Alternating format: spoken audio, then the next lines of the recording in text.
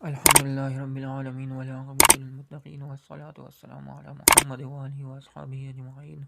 اما بعد۔ ایک اور سوال جو پوچھا جاتا ہے، اکثر اعتراض کیا جاتا ہے اسلام پر اور مسلمانوں پر کہ دو عورتوں کی گواہی ایک مرد کے برابر کیوں ہے؟ تو اس کا جواب ہم اس طرح دیتے ہیں کہ دو عورتوں کی گواہی ہمیشہ ایک مرد کے برابر نہیں، مطلب ہر جگہ گواہی اس طرح نہیں ہوگی کہ دو عورتوں کی گواہی ایک مرد کے برابر ہوگی۔ قرآن مجید میں 3 آیات ہیں جن میں مرد اور عورت کیے بغیر گواہی کے احکام آئے ہیں، مطلب ان کی مرد اور عورت کی کوئی تفریق نہیں ہے اس میں۔ مثلا وراثت کے متعلق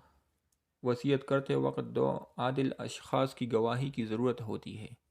جیسا کہ سورہ مائدہ میں ارشاد ہے کہ یا ایھا الذین آمنوا شہادۃ بینکم اذا حضر احدکم الموت حین الوصیۃ اثنان ذوا عدل منکم او آخران من غیرکم ان انتم ضربتم فی الارض فاصابتکم مصیبۃ الموت، جس کا ترجمہ یہ ہے کہ اے ایمان والو، جب تم میں سے کسی کو موت آنے لگے تو تمہارے درمیان 2 گواہی ہونی چاہیے۔ ترکے کی وصیت کے وقت 2 انصاف والے اپنے مسلمانوں میں سے گواہ بنا لو، یا اگر تم زمین میں سفر پر نکلو اور راستے میں موت کی مصیبت پیش آئے تو غیر قوم کے 2 گواہ بھی کافی ہوں گے۔ ابھی اس میں آپ دیکھ لیں کہ اس میں عورت اور مرد کی کوئی فرق نہیں ہے، بس 2 گواہ ہونے چاہیے۔ دوسری جگہ پہ ہے طلاق کے معاملے میں 2 شخصوں کو گواہ بنانے کا حکم ہے۔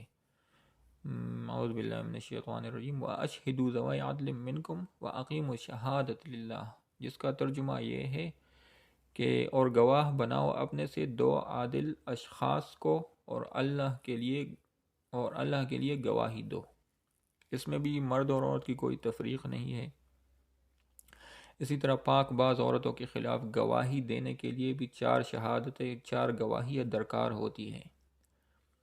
جس میں قرآن کی آیت ہے والذین یرمون المحصنات ثم لم یأتوا بأربعة شہداء فاجلدوہم 80 جلدۃ ولا تقبلوا لهم شہادۃ ابدا واولئک هم الفاسقون، جس کا ترجمہ ہے یعنی وہ لوگ جو پاک باز عورتوں پر تہمت لگائے، الزام لگائے اور پھر وہ 4 گواہ پیش نہ کر سکے تو ان کو 80 کوڑے اور ان کی شہادت بھی کبھی قبول نہ کرو، 80 کوڑے مارو اور ان کی گواہی بھی کبھی قبول نہ کرو، اور یہی لوگ فاسق ہیں۔ یہاں پر بھی گواہی کے معاملے میں عورت اور مرد کی کوئی فرق تفریق نہیں ہے، لہذا یہ صحیح نہیں ہے، یہ الزام صحیح نہیں ہے کہ ہمیشہ 2 عورتوں کی گواہی ایک مرد کے برابر ہوگی۔ چنانچہ صرف مالی معاملات میں 2 عورتوں کی گواہی ایک مرد کے برابر ہوگی، جیسا کہ قرآن میں ارشاد ہے، جس کا مفہوم ہے کہ جب ایک آدمی دوسرے سے قرض لینا چاہے تو ان کو چاہیے کہ اس معاملہ کو انصاف کے ساتھ کسی سے لکھوا لے اور اس پر 2 آدمی گواہ بنا لے، یا اگر 2 آدمی نہ ہو تو 1 آدمی اور 2 عورتیں گواہ بنا لیں، کیونکہ اگر ایک عورت بھول جائے تو دوسری اس کو یاد دلائے۔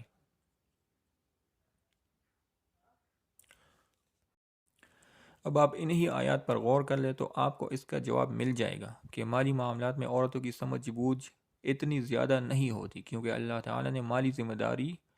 خرچہ اٹھانے کی ساری ذمہ داری اور مالی معاملات کی ساری ذمہ داری جو مرد کے اوپر ڈالی ہوئی ہے،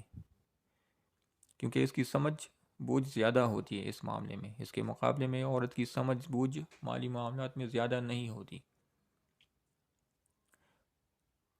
کیونکہ اس میں بتایا گیا ہے کہ اگر ایک عورت بھول جائے تو دوسری اس کو یاد دلائے گی، یہ اسی وجہ سے اس میں بتایا گیا ہے۔